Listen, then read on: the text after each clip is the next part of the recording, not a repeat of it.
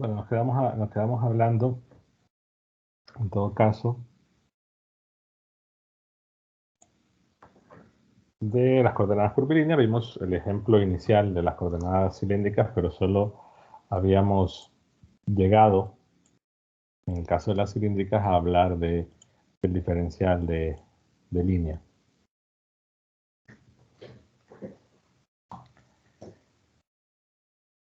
Bueno, situación importante que hay que recordar en general, ¿no? Cuando tenemos un diferencial de línea, nosotros podemos calcular un diferencial de área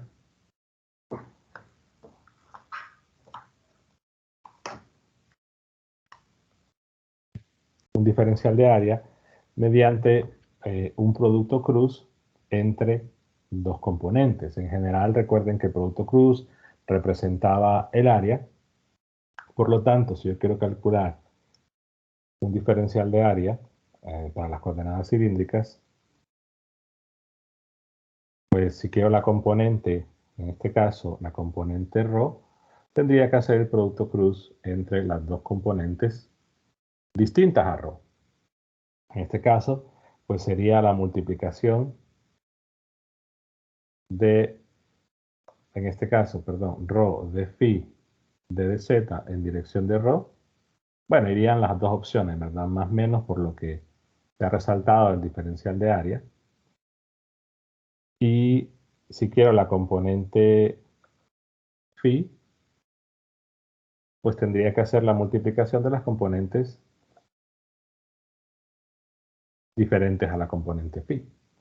En este caso quedaría d de ρ, d de z. Y si quiero la componente z, pues tendría que hacer el producto cruz de las componentes que no llevan z. Y esta idea se puede utilizar para cualquier sistema de coordenadas en general. Entonces la última sería ρ de phi pero voy a ponerlo así. ρ de phi. Entonces esto nos permite definir lo que es un diferencial de área. Particularmente habrá que recordar de que todo sistema ortogonal cumple las propiedades de producto cruz que he mencionado, que una forma de calcularlo bastante rápido es utilizar esta idea del círculo se suele llamar círculo de Hamilton, en el sentido que si yo quiero hacer un producto cruz, dado que es un sistema ortogonal, entonces si yo hago, por ejemplo, ρ unitario, cruz phi unitario, esto siguiendo el sentido, ¿no? Si sigo el sentido del círculo, pues el resultado sería positivo. En este caso quiere decir positivo z. Pero si yo hago, en este caso, ρ cruz phi, es decir, ρ cruz phi va en un sentido contrario al círculo, entonces ρ cruz phi me da el otro vector, o sea, siempre que haga el producto cruz me va a dar el vector faltante, y lo que hay que ver para determinar el signo es si el sentido que voy multiplicando es el sentido de ese círculo, entonces el resultado es positivo. Si el sentido que voy multiplicando es el contrario, el resultado es negativo. En este caso, z cruz phi sería menos ρ, inclusive puedo hacer z cruz ρ, y el resultado sería positivo phi. En general, cualquier sistema ortogonal va a cumplir esto, pero es importante el orden en que se van a escribir en el círculo, ¿no? Para poder hacer el producto cruz. Quizás en 321 no se recurra o no haya que hacer tanto producto cruz, pero en 415 sí, el tipo de operaciones que se da requiere utilizar mucho producto cruz, entonces esta información puede ser útil. De manera similar, un diferencial de volumen. Recordemos que el diferencial de volumen se podía obtener, o que un volumen se obtenía con el producto mixto entre tres vectores. De manera que hacemos el producto mixto entre tres vectores, en este caso los vectores, los elementos del diferencial de línea, pues tenemos ya nuestro diferencial de volumen. Es decir, es agarrar las componentes del diferencial de línea, todas, y juntarlas. En este caso tendríamos rho, d de rho, d de phi, d de z. Entonces, en general, lo que es realmente importante de recordar para tener un diferencial de línea, de área y de volumen, no es tanta la fórmula, sino particularmente el diferencial de línea. Y para recordar el diferencial de línea, lo importante es recordar los factores de escala, en este caso los h, que son las magnitudes de las derivadas del vector de posición respecto a cada una de las variables. Vimos en el caso de las coordenadas esféricas cómo obtener los versores, en este caso rho unitario y phi unitario, en términos de los versores x y y. Pero también se comentó que se puede escribir o se puede expresar de manera inversa. Hay varios enfoques para poder hacer ese despeje. Quizás uno de los más utilizados, y por ejemplo pueden revisar el libro de Sadiku, que está en la referencia. Sadiku lo que suele trabajar es plantear esto como un sistema de ecuaciones, un sistema matricial, y decir, bueno, si los versores en cartesianas son las incógnitas, pues simplemente despejar para ellos, como que fuera un sistema de 2 por 2. Y de esa forma expresamos los de cartesianas en términos de las coordenadas, de las coordenadas cilíndricas. Pero una situación que vale la pena resaltar para no memorizar, porque la situación es tratar de evitar eso, es recordar, ¿no?, que particularmente, perdón, si estamos en un sistema ortogonal, se dijo que los vectores que son tangentes a las curvas de coordenadas son exactamente iguales a los vectores que son perpendiculares a las superficies constantes. Entonces, eso me da una forma adicional de poder determinar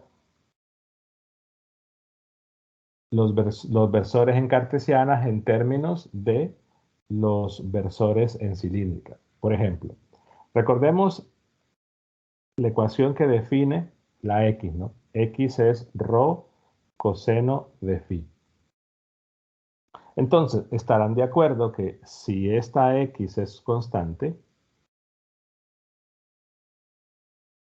lo que tendríamos es un plano o cualquier plano que es paralelo al plano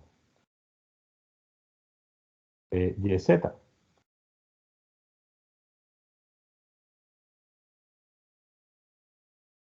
Y además, si considero que esa variable es constante y yo le tomo el gradiente, entonces el gradiente es un vector perpendicular. Digamos que esta es la superficie U constante, entonces el gradiente es un vector que es perpendicular. Entonces, si yo considero que la X es constante, al tomarle el gradiente a esa superficie constante, lo que obtendría es un vector que es paralelo al vector unitario. Entonces, ¿cómo puedo calcular ese vector unitario? Simplemente digo gradiente de X, pero claro, ¿no?, como le voy a tomar el gradiente a esto, y esto está en coordenadas cilíndricas, tendría que utilizar las coordenadas cilíndricas para tomar el gradiente. Y vimos, particularmente al final de la clase anterior, que el gradiente es hacer las derivadas con respecto a cada una de las variables y va como denominador cada uno de los factores de escala, H1, H2, H3. Entonces, pues aplico eso y simplemente digo, ok, sería rho unitario entre H1 que vale 1 y derivo con respecto de rho. Luego, phi unitario entre H2 que es rho y derivo con respecto de phi.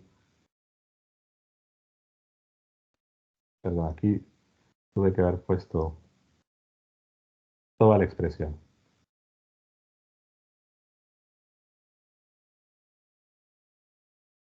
Y finalmente, bueno, el z unitario entre 1 y derivo con respecto de z. Lo que estoy haciendo es calculando un gradiente en coordenadas cilíndricas. Al derivar, nos quedará coseno de phi en ρ menos seno de phi en phi. Y lo que tendría es un vector que es perpendicular a una superficie u constante, en este caso la x constante. Si yo le tomo la magnitud a esto, lo que pueden observar es que la magnitud sería 1. Por lo tanto, este vector es el vector unitario.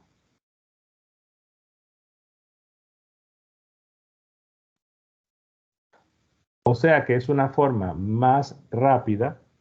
Bueno, yo suelo decir para no estar memorizando, que lamentablemente es algo eh, que se tiende a hacer y creo que memorizar esta información lleva tiempo, entonces simplemente aprender cómo deducirla. Entonces, si ustedes se van al libro de Bagnes, a la página, ya les digo la página, ahora les voy a poner la ecuación ahí.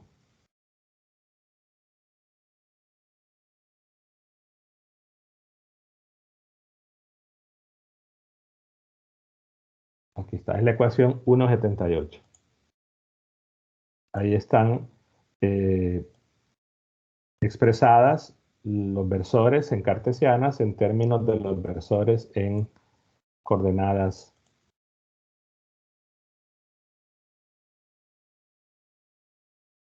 No puedo moverlo.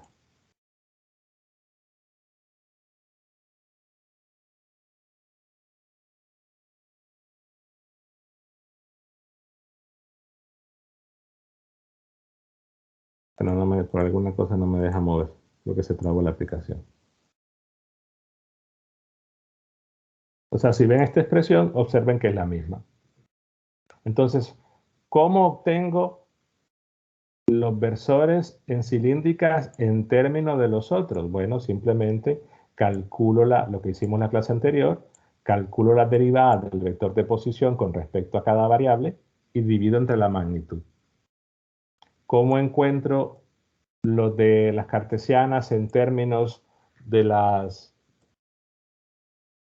cilíndricas? Tomo la ecuación que define x y calculo el gradiente en coordenadas cilíndricas y tendría eh, ese vector. Y lo importante es recordar, ¿no?, que es el x unitario porque si considero que la x es constante, entonces un vector, el gradiente a esa superficie me daría un vector perpendicular que ya dijimos que es el vector en cartesiano. Lo mismo se puede hacer, ustedes lo hacen en sus casas, pueden hacer lo mismo si ustedes calculan el gradiente de la y, es decir, el gradiente de ρ seno en cilíndricas, obtienen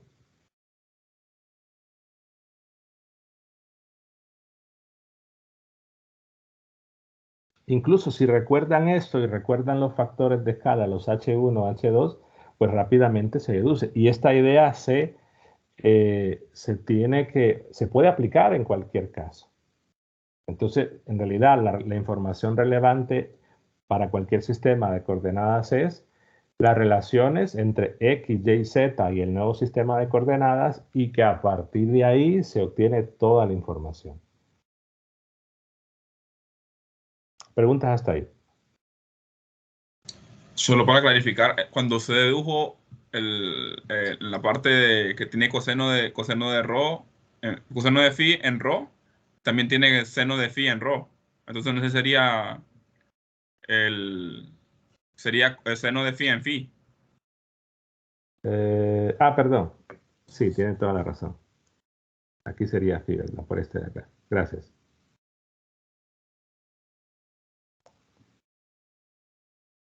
Lo mismo la van a poder hacer y se les va a quedar a usted de verificarlo en las esféricas y en cualquier sistema curvilíneo que se dé.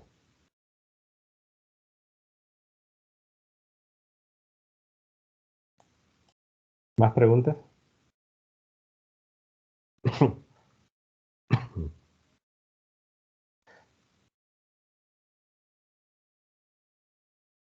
No, veamos el caso de las esféricas.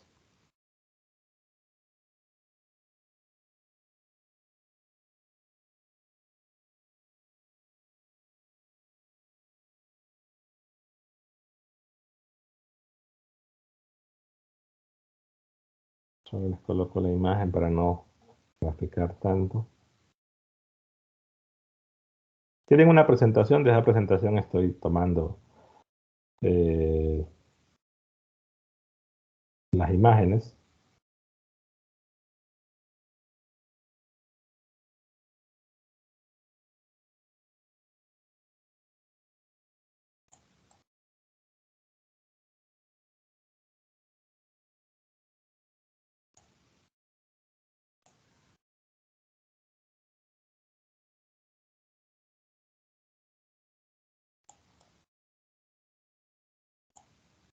Bueno, cuando quiera me deja mover. Entonces, misma idea. Vean que está la representación de las variables en el dibujo. Particularmente en misma historia tengo un vector de posición para ese punto que está ahí. Las coordenadas son r, θ y φ, en ese orden, r, θ y φ. Y R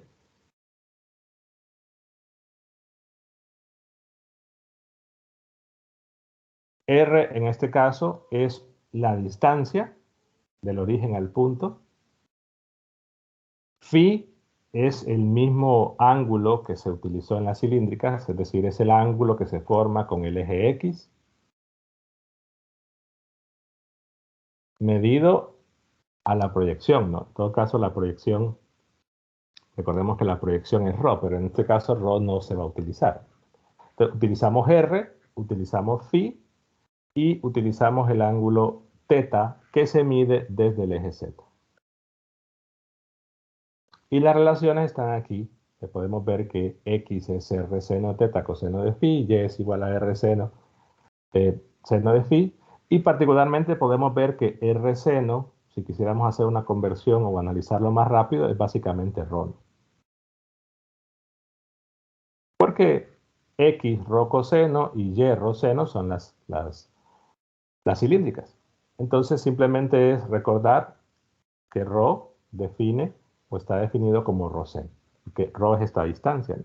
Se pueden dibujar un pequeño triángulo rectángulo y ver en efecto que ρ es R seno y que Z es R coseno. Si nosotros definimos entonces un vector de posición R, en este caso X en X, más Y en Y, más Z en Z, y reemplazamos lo que vale cada variable, sería R seno de θ coseno de phi en X más R seno de θ seno de phi en Y más R coseno de θ en Z. Entonces podemos calcular los vectores unitarios. En vez de llamarle 1, le voy a llamar R vector. Y particularmente ese R vector lo puedo ver simplemente como la derivada del R vector con respecto de R. Claro, aquí hay una especie de redundancia, pero particularmente podemos sacar la derivada de ese vector con respecto de R y después dividirla de la magnitud. Pero aquí hago referencia al versor que después voy a dividir entre su magnitud. Entonces quizás para no haya esa confusión de que hay tanto R, lo puedo ver, entonces hago esto otra vez, ya. Lo puedo ver simplemente diciendo, bueno, que el R unitario es el R vector entre su magnitud. Y como la magnitud del vector de posición es R, entonces simplemente es cancelar el R. O sea que se puede ver de varias formas el cálculo. Creo que en este caso lo pueden hacer, si derivan con respecto de R, obtienen esto. Esa es otra forma. Y ustedes pueden verificar que si le toman la magnitud a esta cantidad, elevando al cuadrado cada una de las componentes y luego sumando, la magnitud es 1. Por lo tanto, el H1 es 1. O sea, lo pueden hacer dividiendo entre la magnitud, en este caso, como lo hacían en física 100, o derivan.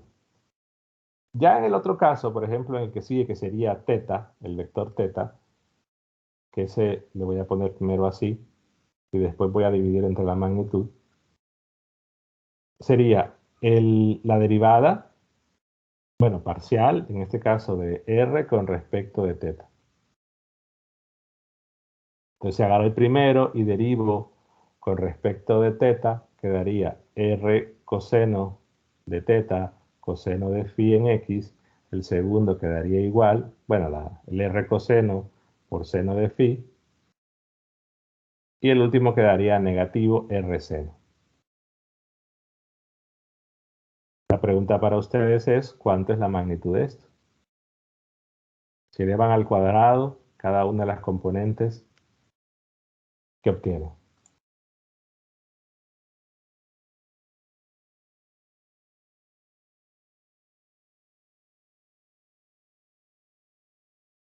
Esto no lo vamos a hacer un monólogo, ¿no? Ya y veo que empiezan a quedarse callados, entonces voy a ir pasando lista cada 10 minutos.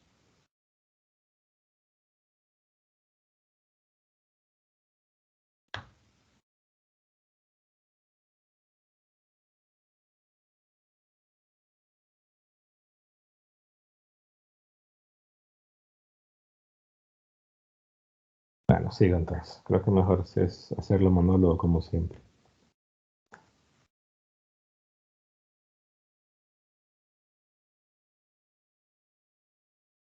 Ustedes pueden verificar si elevan al cuadrado cada una de las componentes y lo suman, pues la magnitud sería R. Entonces el vector teta unitario, pues tendrían que dividir, ¿no?, entre la magnitud.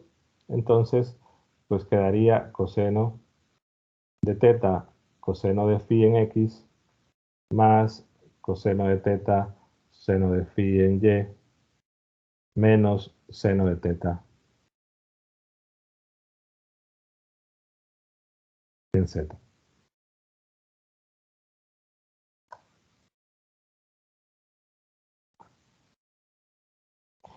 Y el phi unitario, que puede, bueno, voy a tratar de hacer la phi un poco diferente porque sí, a veces parece como que fuera rojo. El phi unitario es la misma variable, recordemos que phi es la misma variable de las coordenadas cilíndricas, por lo tanto la ecuación va a ser exactamente igual. Particularmente, si nosotros derivamos con respecto de phi, la primera, me queda menos r seno de teta seno de phi en x. Luego, si derivo con respecto de phi la segunda, queda r seno de teta coseno de phi en y. Y la última, pues queda 0 la derivada de la componente z. Al calcular la magnitud, perdón, aquí no sería unitario todavía, la magnitud es r seno de teta. Por lo tanto, al hacerlo unitario, divido ese vector entre la magnitud y me queda la misma expresión que teníamos en el caso de la cilíndrica, lo cual no es de extrañarse. Entonces, lo importante es que tenemos los factores de escala. H1 sería 1, H2 sería R y H3 sería R seno de teta.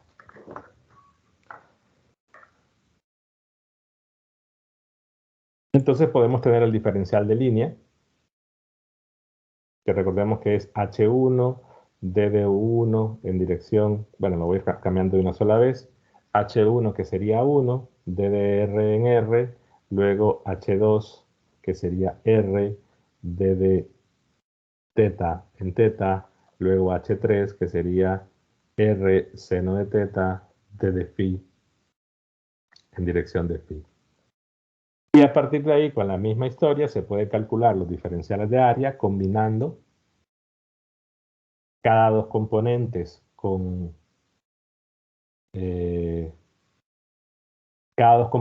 un producto cruz y de igual forma se obtiene el diferencial de área.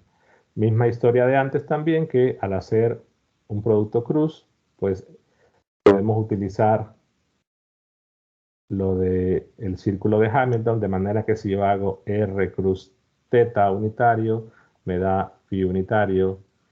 Si escribo teta unitario cruz phi unitario, me da R unitario. Y si escribo phi unitario cruz R unitario, me da teta unitario. Si invierto el orden, pues ya tendría respuestas negativas.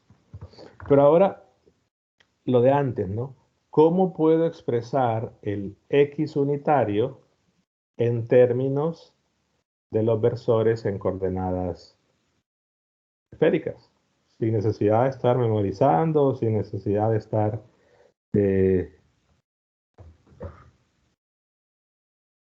despejando de un sistema de ecuaciones, la misma historia.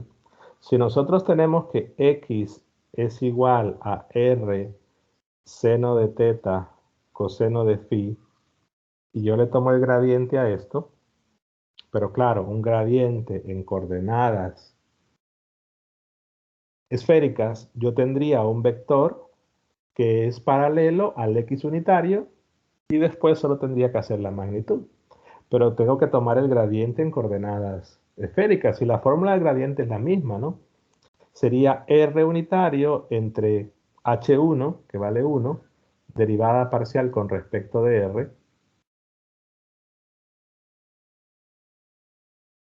luego teta unitario entre H2, que es R, derivada con respecto de teta,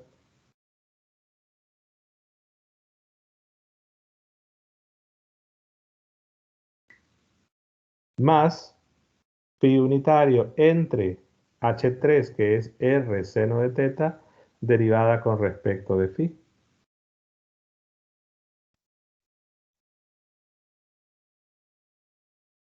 Si derivo con respecto de R, me quedará seno de teta coseno de phi en R. Luego, si derivo con respecto de teta y divido entre la R que está abajo, queda seno de teta, perdón, coseno de teta, porque tengo que derivar.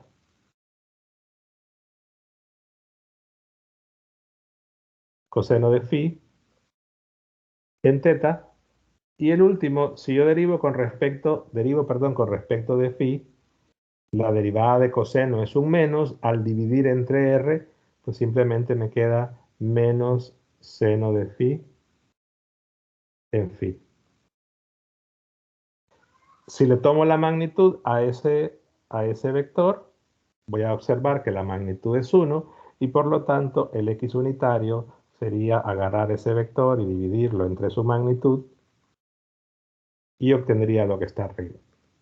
Entonces ustedes se van al libro, en este caso a las coordenadas esféricas y las ecuaciones son, ya les digo el número, la 194,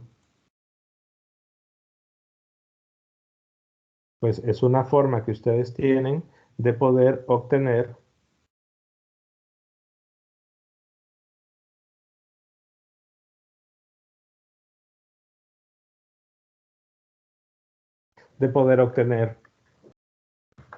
eh, perdón, las expresiones de los vectores unitarios. Claro, deben calcular los gradientes y, ojo, tienen que dividir entre la magnitud. Aquí, pues como la magnitud es 1, de repente no hay que hacer mucho, pero es una forma más práctica, simplemente a partir de la fórmula de gradiente.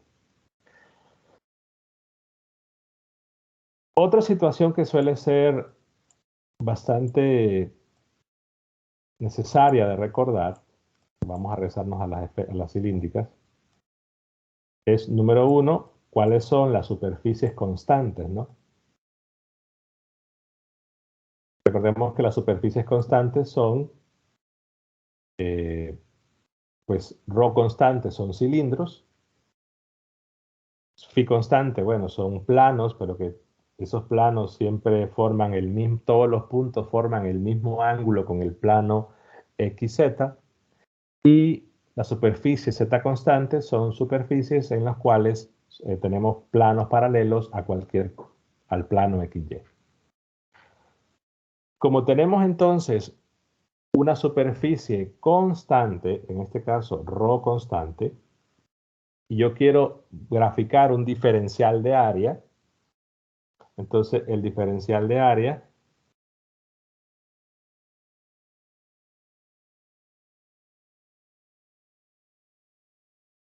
va a tener únicamente dirección de phi unitario.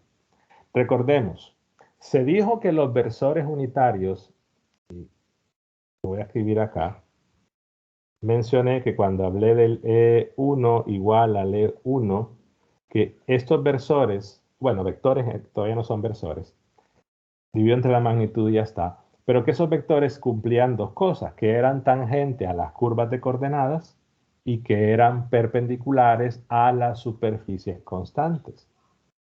Entonces, si tengo una superficie constante que es ρ, o sea, un cilindro, un vector perpendicular a él, va a ser un vector ρ unitario. Lo puedo dibujar en diferentes lados, ¿no? O sea, si yo lo quiero dibujar en este punto, bueno, en este punto tendría el vector ρ unitario ahí, en este punto tendría un vector ρ unitario, y pues en diferentes puntos la dirección cambia, ¿no? La situación es que yo represento con un solo vector perpendicular, pero que es un vector variable, ρ unitario es variable, y eso se puede ver aquí, que depende del ángulo phi en donde lo vaya a dibujar. Ahora, si yo quiero un vector perpendicular a una superficie phi constante, bueno, entonces será el vector phi unitario. Aquí lo podemos dibujar en diferentes lados.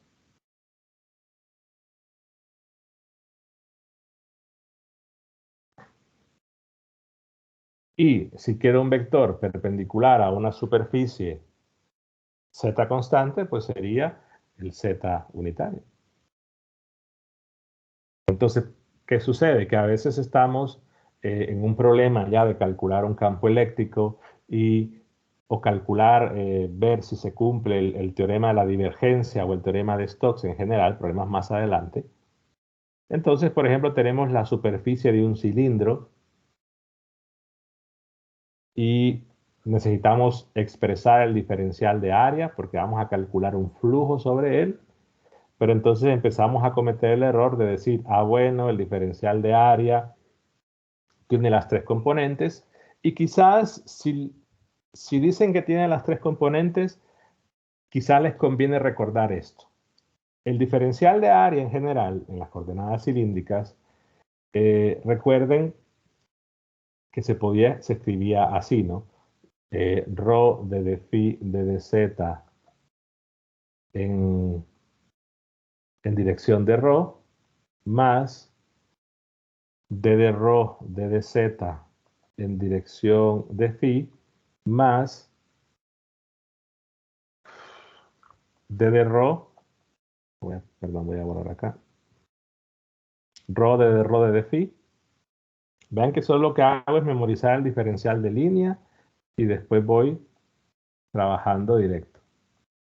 Entonces, si tengo que la superficie del cilindro es una superficie ρ constante, entonces automáticamente d de ρ es 0. O sea, si la variable ρ es una constante, el d de ρ es 0.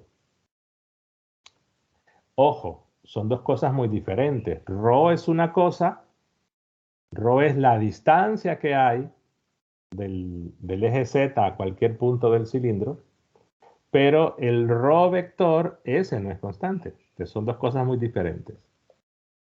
Aquí lo podemos ver en el dibujo que hice antes, ¿no? Yo grafico y digo, ok, la superficie del cilindro es la superficie ρ constante, pero estoy diciendo que los vectores unitarios son variables porque dependen de phi. Pero si utilizamos la expresión del diferencial de área para recordar, y utilizamos el hecho de que d de ρ es cero, entonces simplemente cambio cualquier diferencial de ρ por cero. Y vean que desaparece este y desaparece este. Únicamente me va a quedar el diferencial de área que tiene la dirección únicamente en ρ. Que es lo mismo que decía antes, pero es una otra forma de visualizarlo. Lo mismo si tenemos una superficie donde, por ejemplo, z es una constante. Entonces, lo que hacemos es decir, bueno, diferencial de z es cero y cualquier diferencial de z lo hacemos cero y únicamente nos quedaría una componente z. Es otra forma de verlo. Pero quizás es mucho más rápido recordarlo así. Si tengo una superficie donde hay una de las variables del sistema curvilíneo que es constante, entonces el diferencial de área va a ser o va a tener únicamente la componente del versor unitario de la variable que es constante. Lo mismo se va a poder extender a las esféricas. Pero antes de pasar a las esféricas, habrá que definir los valores que puede tomar la variable ρ, la variable φ y la variable z. Es importante resaltar que la variable ρ es una variable que no puede ser negativa. ρ está entre 0 y infinito. La variable φ está entre 0 y 2π, nos quedamos en radianes. Y la variable z, así como la variable x y y, pues sí puede tomar valores desde menos infinito hasta infinito. O sea, las variables en cartesiana, su rango o su dominio, como lo quieran decir, está entre menos infinito y infinito, pero la variable ρ es una variable positiva y la variable φ se puede medir, ojo, la variable φ, aunque defina que se puede medir o que se mide de 0 a 2π, se va a cumplir la misma relación angular que recuerdan desde 110. La ρ no puede ser negativo.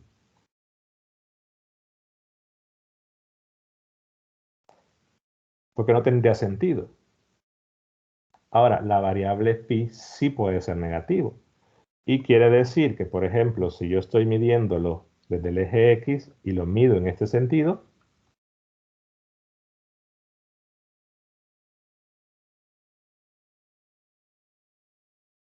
pues sería un phi positivo. Si lo mido en este sentido, pues sería un phi negativo.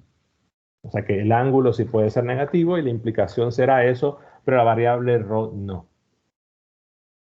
Si vamos a las esféricas y empezamos a analizar las superficies constantes,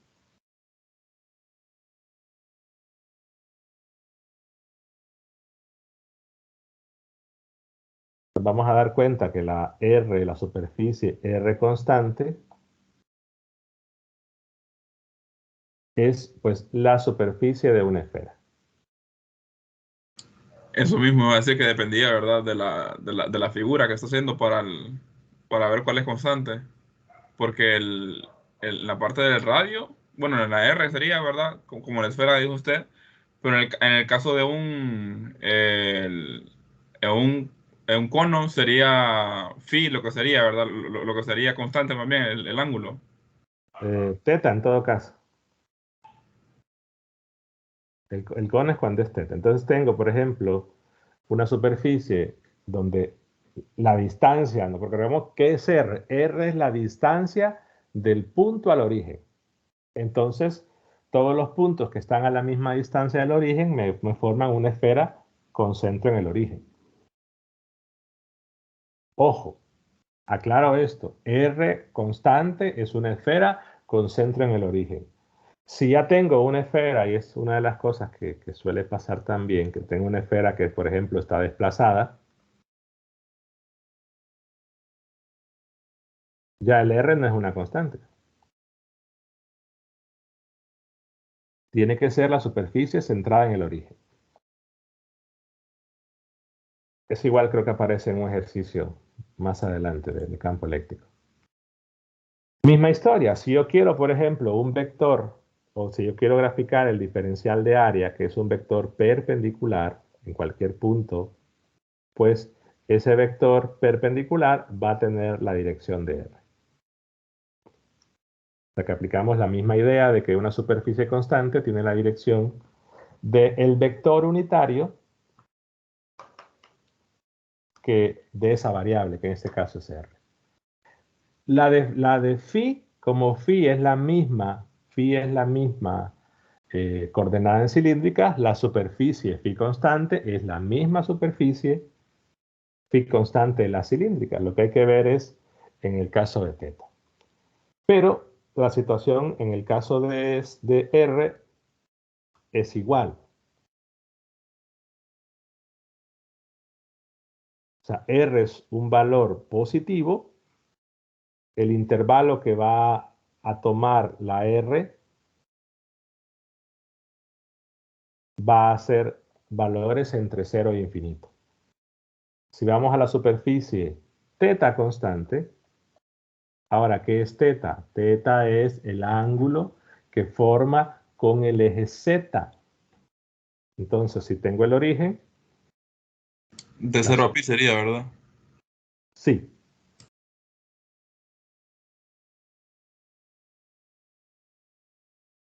Entonces, θ igual a una constante, la superficie sería la superficie de ese cono. Quizás aquí debo resaltarnos que para poder definir los puntos en el espacio es más que suficiente con que esté de 0 a pi. O sea que la variable se mueva entre este rango de valores. Y vean que una dirección, a diferencia de la variable phi, una dirección u otra no genera cambio de signo. O sea, yo puedo decir que este lado, este punto, tiene un valor de θ, por ejemplo, por dar un número, pi cuartos. Y el punto reflejado al otro lado y en todo el contorno, todos tienen un valor de pi cuartos. O sea que este extremo derecho vale pi cuartos, el extremo izquierdo también, y cualquier extremo que esté al mismo ángulo, y no importa la dirección, ¿no? Pero es el mismo ángulo con respecto al eje Z. Entonces aquí es raro considerar un valor negativo de θ. En el caso de phi, sí. En el caso de phi, como lo mencionamos en las coordenadas esféricas, es la misma situación. Sería un plano para el cual el ángulo con respecto al plano xz es constante y la variable phi sí puede ser negativa en el sentido que ya hemos mencionado.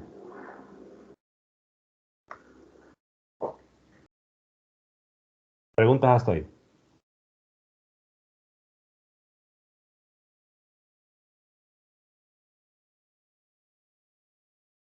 Solo pregunta, porque siempre nos va a tocar ir a presenciar el examen, ¿verdad?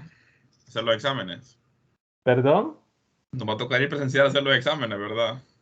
Sí. Ah, ok, sí, porque al momento de graficar se me hace más fácil hacerlo con la computadora que hacerlo manual. Entonces, eso nomás, sí.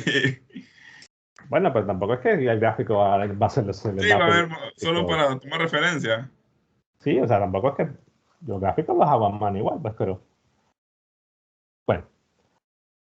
Cosas que no voy a probar, pero igual se puede hacer toda la carpintería, ¿no? Para obtener una versión general de la divergencia, del rotacional, inclusive del laplaciano, para un sistema curvilíneo general. Entonces vean que las expresiones que sí vimos de dónde salió es la expresión del gradiente. Es un poco más complicado de ver, no lo voy a hacer por tiempo, aunque pueden ver la demostración si quieren, en todo el cálculo en el libro de Spiegel o en el libro de Xu. Y La parte del rotacional y de la divergencia, hay que tener cuidado que vean que hay una simetría, ¿no? Porque nuevamente vamos pensando en cómo poder recordar esto sin tanta memorización. O sea, simplemente notemos que todos los denominadores llevan H1, H2, H3, todos, divergencia, rotacional, laplaciano, y que particularmente en la divergencia va la derivada con respecto a cada una de las variables, van las componentes, componente de la primera componente del vector, segunda componente del vector, tercera componente del vector.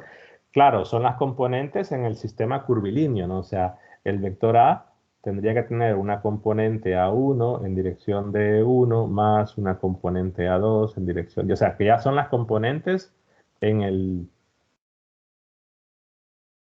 sistema de coordenadas.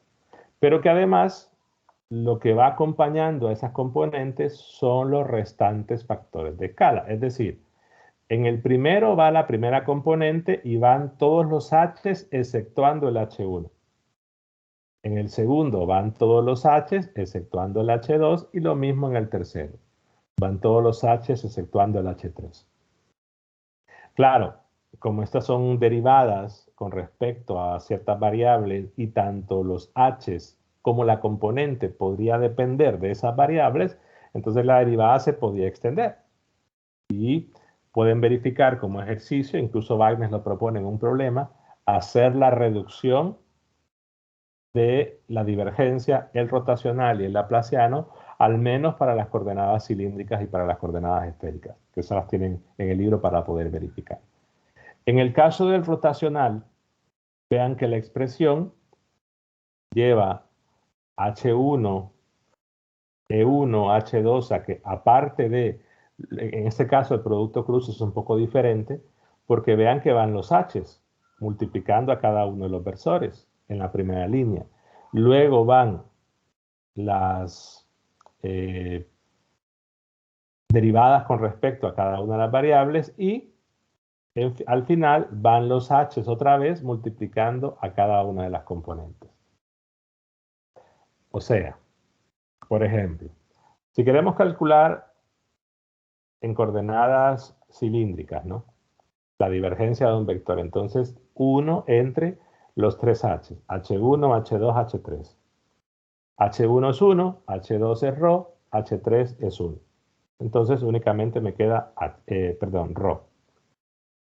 Luego va la derivada con respecto de ρ,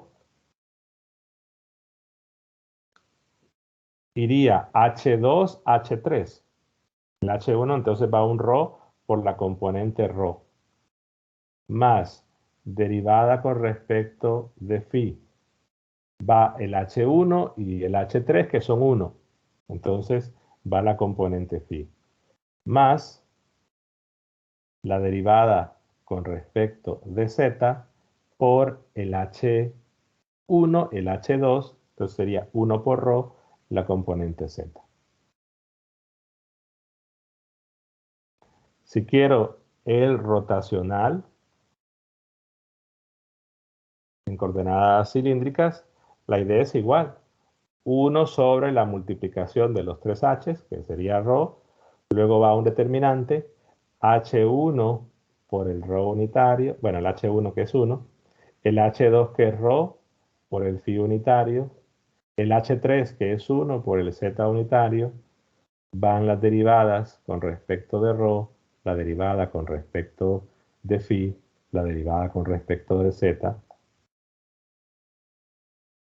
y el h1, que es 1, la componente ρ, el h2, que es ρ, la componente phi, y el h3, que es 1 por la componente z. En este caso, considerando que el vector ya está en coordenadas cilíndricas y tiene componente ρ, componente phi y componente z. Entonces, estas son las expresiones iniciales. Ustedes van a probar que al hacer la simplificación y calcular derivadas y todo lo demás, se reduce y hay una expresión al menos más simple para la divergencia, para el rotacional no es tan simple, queda bastante extensa. De igual forma el laplaciano. Vean que el laplaciano, si quieren ver la secuencia, pues vean que van derivadas con respecto a cada una de las variables. Va otra derivada. Recordemos que el laplaciano es una derivada de segundo orden. Entonces van, aparte de derivadas con respecto a cada una de las variables, y los factores de escala, vean que cuando va la derivada con respecto a la primera variable, el h1 va abajo, luego el h2 va abajo, el h3 va abajo y los restantes van arriba. Simplemente es una idea de técnicas para poder recordar esa expresión. Pero claro, las simplificaciones que se dan para un sistema de coordenadas en específico las obtienen en casi todos los libros. Es decir, la idea es ver esta forma de manera general para poder aplicarlo después a cualquier sistema de coordenadas. Entonces van a ver en el libro de Su, en el libro de Spiegel, que son los dos que he colocado como referencias, pues varios tipos de coordenadas, toroidales, paraboidales, elipsoidales, olatadas, achatadas. Es decir, hay un montón, incluso algunos libros las suelen llamar de una forma u otra, pero que estas expresiones funcionan para cualquier sistema de coordenada. La forma de obtener los diferenciales de área y diferenciales de volumen es igual. Entonces, por ejemplo, el que no hicimos fue el diferencial de área, solo creo que puse el de línea en las esféricas, pero el de área es la misma historia, solo para que vean la forma rápida de calcular sin estar memorizando. Entonces, si quiero la componente R, pues tengo que juntar las otras dos componentes que no son la R. Eso de juntar, formalmente me refiero a que es un producto cruz, pero únicamente es juntar las dos. Bueno, más menos. Luego más menos, la componente teta sería R seno de teta ddr de phi, punto las que no llevan el teta, y en el caso del phi la misma historia.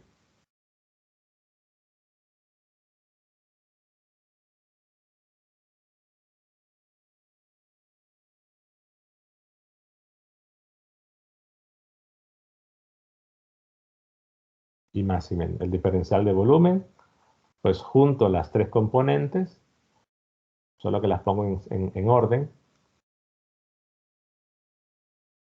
sería r cuadrado, seno de teta, ddr, dd teta, dd phi.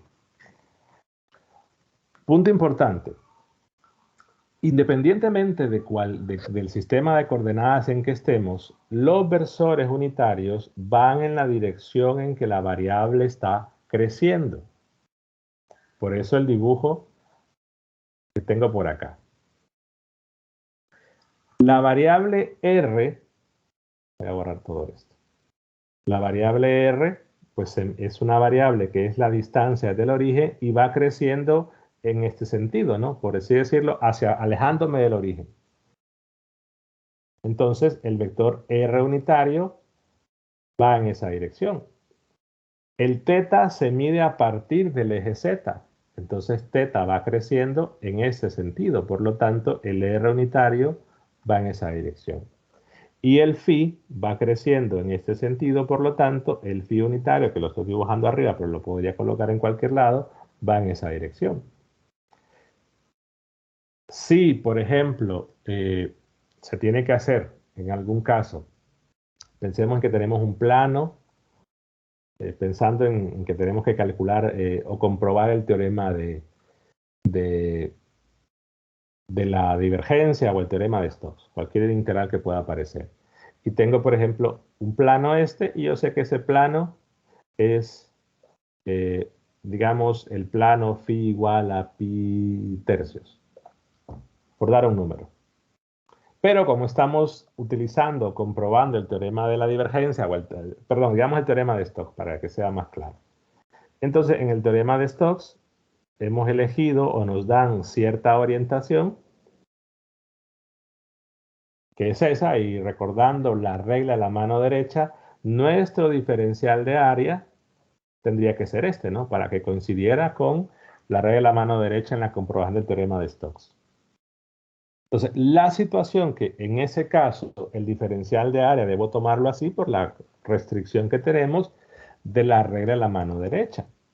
Pero como es una superficie phi constante, estarán de acuerdo que el diferencial de área debe tener la dirección de phi, porque es superficie phi constante. Pero en este caso, por la orientación que se le da, el vector phi unitario es este, porque es el que va en el sentido del crecimiento del phi. Por lo tanto, aquí tendríamos que decir que es la dirección opuesta, pero que sería la componente phi, lo puedo poner así. Entonces, habrá que visualizar también eso en problemas, y eso lo vamos a ver mañana, problemas de integrales de línea, de superficie, del teorema de Stokes y divergencia, pero ya en coordenadas curvilíneas. Usualmente, o la mayoría de problemas que se suelen estudiar, al menos en 321, pues son esféricas, cilíndricas, aunque puede haber casos, y pueden ver en la guía que tienen de problemas propuestos, que hay casos donde se habla de coordenadas paraboloidales, incluso hay un caso de coordenadas toroidales, de problemas donde ustedes deben seguir esta misma mecánica y poder obtener diferenciales de línea, de volumen, de área e inclusive expresiones diferenciales, rotacional divergencia y poder aplicar esos cambios a problemas específicos. Entonces, en un problema escogemos un sistema de coordenadas u otro por el dominio de integración. Yo veo que mi dominio, o sea, tengo que hacer un cálculo y la superficie es una esfera, o la superficie es un cilindro, o la superficie es un cono. Entonces, la superficie es la que me dice cuál sistema de coordenadas debo escoger. El campo vectorial inclusive me lo pueden dar en un sistema de coordenadas diferentes, pero no es eso lo que se decide. Paso a un sistema de coordenadas diferente de acuerdo a la geometría del volumen o superficie donde debamos integrar. El campo podrá estar en cualquier sistema. Esa es la regla general. Y evidentemente vamos a aplicar esto después a cálculos ya de campos eléctricos, potenciales y todo lo demás.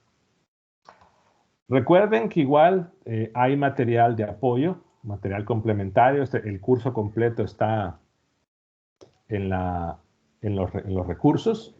La queja que siempre digo, obtengo de los estudiantes, es que no se da clase todos los días porque quieren preguntar, que al ponerles videos no da chance de preguntar, entonces querían clase todos los días. Y ya van 3 días de clase y puedo ver que no hay mucha diferencia. Bueno, ¿alguna pregunta? Ya me pasé un minuto. Igual hay chance para alguna pregunta corta, rápida. Si no, pues nos vemos mañana. Ingeniero, yo tenía una consulta con respecto a los laboratorios. Usted dijo que esta semana comenzaba. Sí, se supone que el instructor se va a comunicar o normalmente ponen un aviso con los... Ah, ok, pero esta práctica sería presencial. No, los laboratorios se cambió. Iban a tener una práctica presencial, pero no va a quedar todo virtual, al menos en los laboratorios. Ok, muchas gracias. Ok. Bueno, que pasen buenas noches entonces. Buenas noches, ingeniero. Muchas gracias.